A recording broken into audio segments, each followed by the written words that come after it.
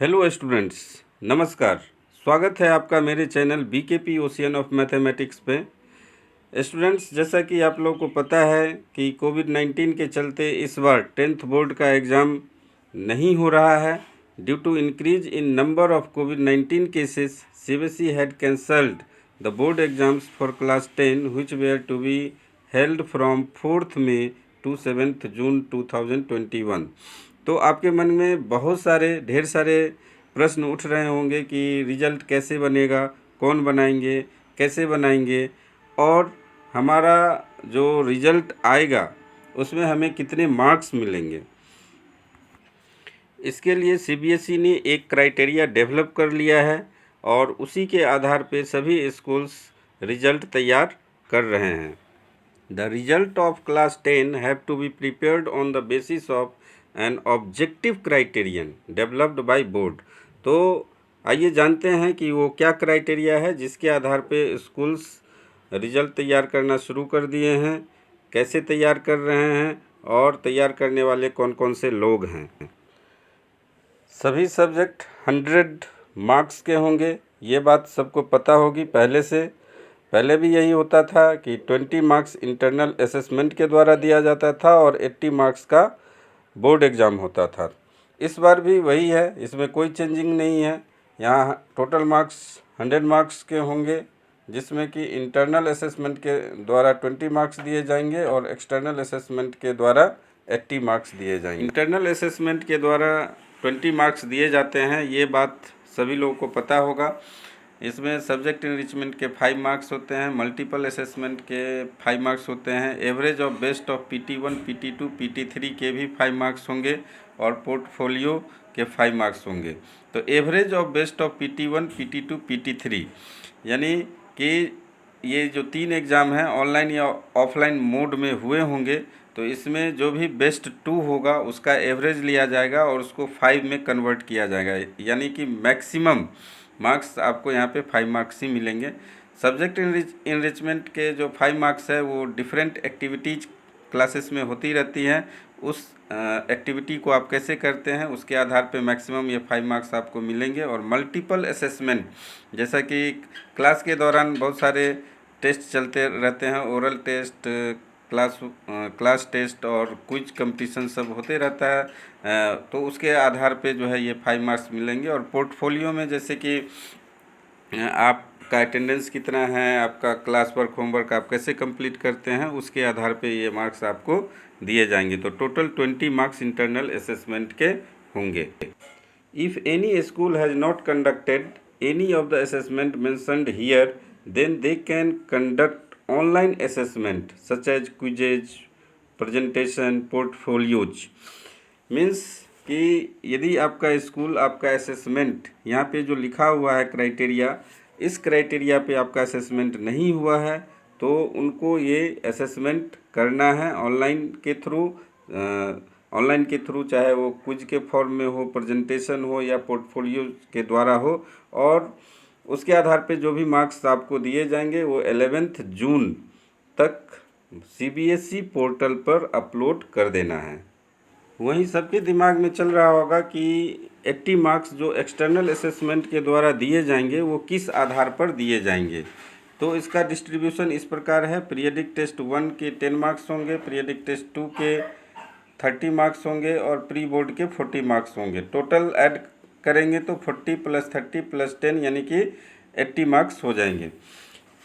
तो generally PT1 40 marks का होता है तो उसको 10 में कन्वर्ट किया गया है, यानी 1/4 लिया गया है। और पीरियडिक टेस्ट 2 को मैक्सिमम 30 मार्क्स में कन्वर्ट किया जाएगा, यानी कि 3/4 लिया जाएगा। अब आप पता कर सकते हैं कि आपको PT1 PT2 में कितने मार्क्स मिलने वाले हैं। जैसा कि आपको जो भी मार्क्स मिला है उसका 1/4 कर देंगे तो PT1 के मार्क्स हो जाएंगे और उसका 3/4 कर देंगे, यानी कि आप जो भी मार्क्स मिला है उसको 4 से डिवाइड कीजिए और 3 से मल्टीप्लाई कर दीजिए, तो उतने मार्क्स आपको PT2 में मिलने वाले हैं। और वहीं प्री बोर्ड की बात करें तो प्री बोर्ड जनरली 80 मार्क्स का होता है, तो उसका यहाँ पे 40 मार्क्स लिया गया है, यानी हाफ किया गया है। तो प्री बोर्ड में यदि आपका 60 मार्क्स है तो उसका हाफ क्या होगा, 30 मार्क्स होगा और वही आपको 30 मार्क्स प्री बोर्ड के दिए जाएंगे। In case the school has conducted more than one test or exam within each category, then weightage oblique average or the best performance in the 3 tests can be considered. इसका सीधा सा मतलब है कि यदि मान लीजिए कि आपके स्कूल ने 2 प्री बोर्ड कंडक्ट कराया है और एक प्री बोर्ड में आपका ख़राब है और दूसरे प्री बोर्ड में अच्छा है, तो दूसरे प्री बोर्ड का मार्क्स लिया जाएगा। If the school has not conducted one or more of the 3 categories mentioned or difference in online offline mode, then committee has to decide a criteria and mention the rational documents। यदि किसी school ने इनमें से mentioned कोई एक exam conduct नहीं कराया है तो इसके लिए एक कमिटी बनेगी और वो कमिटी क्राइटेरिया डिसाइड करेगी कि बच्चों को किस आधार पर मार्क्स दिए जाएंगे। हो सकता है कि आपका कोई एक ऑनलाइन टेस्ट हो और उस ऑनलाइन टेस्ट के आधार पर आपको मार्क्स दिए जाएंगे। तो कमिटी में टोटल 8 मेंबर्स होंगे, जिसमें उस विद्यालय के जो प्रिंसिपल हैं वो चेयरपर्सन ऑफ द कमिटी होंगे और उनके अंदर 2 कमिटी होगी, internal committee and external committee. Internal committee में टोटल 5 टीचर होंगे जो 5 डिफरेंट सब्जेक्ट 10th क्लास में पढ़ाते हैं। 10th में पढ़ाने वाले टीचर ही कमिटी में होंगे। तो मैथमेटिक्स, साइंस, सोशल साइंस और हिंदी और इंग्लिश पढ़ाने वाले जो टीचर हैं उस कमेटी में होंगे। उसके बाद 2 जो टीचर होंगे वो आपके पड़ोस के स्कूल से, सीबीएसई एफिलिएटेड स्कूल से आएंगे और ये 8 लोग मिलके क्राइटेरिया डिसाइड करेगी, रूल बनाएगी और उसके आधार पर आपको मार्क्स दिए जाएंगे और आपका रिजल्ट तैयार होगा। रेफरेंस ईयर, और यहीं पर सारा झोल है। सीबीएसई के इसी रूल के कारण जो अच्छे बच्चे हैं, पढ़ने वाले हैं, जो सोच रहे थे उनके मार्क्स 90%, 95% या उससे ज़्यादा आएंगे, तो इस साल ऐसा होने वाला नहीं है। इसमें क्या होगा, आपके विद्यालय का पिछले 3 साल का रिकॉर्ड देखा जाएगा। पिछले 3 सालों में हर एक सब्जेक्ट में एवरेज मार्क्स कितने आए हैं वो कैलकुलेट किया जाएगा, वो देखा जाएगा। विद्यालय का एवरेज मार्क्स देखा जाएगा और जिस साल एवरेज मार्क्स मैक्सिमम होगा वो साल रेफरेंस ईयर माना जाएगा। फॉर एग्जांपल 2017-18 में विद्यालय का एवरेज मार्क्स 72% था किसी सब्जेक्ट में, वहीं 2018-19 में वो 74% था और 2019-20 में वो 71% हो गया। तो 74% 2018-19 में मैक्सिमम है, हाईएस्ट है, तो 2018-19 को रेफरेंस ईयर माना जाएगा। तो जाहिर सी बात है कि आपके मार्क्स 74% के इर्द गिर्द रहने वाले हैं, +-2 हो सकता है, 2 मार्क्स कम या ज़्यादा हो सकता है। विद्यालय का एवरेज मार्क्स कैसे निकालते हैं ये आप सभी लोग को पता होगा।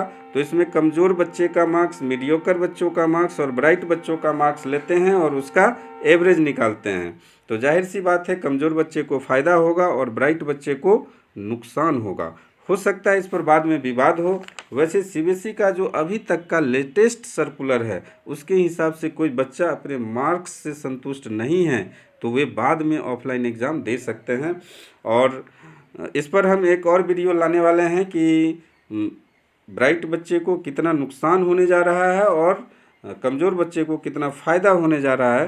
तो तब तक के लिए धन्यवाद। यदि आप मेरा चैनल अभी तक सब्सक्राइब नहीं किए हैं तो प्लीज़ सब्सक्राइब कर लीजिए ताकि मैं समय पर आपको ऐसे न्यूज़ पहुंचाता रहूं। धन्यवाद।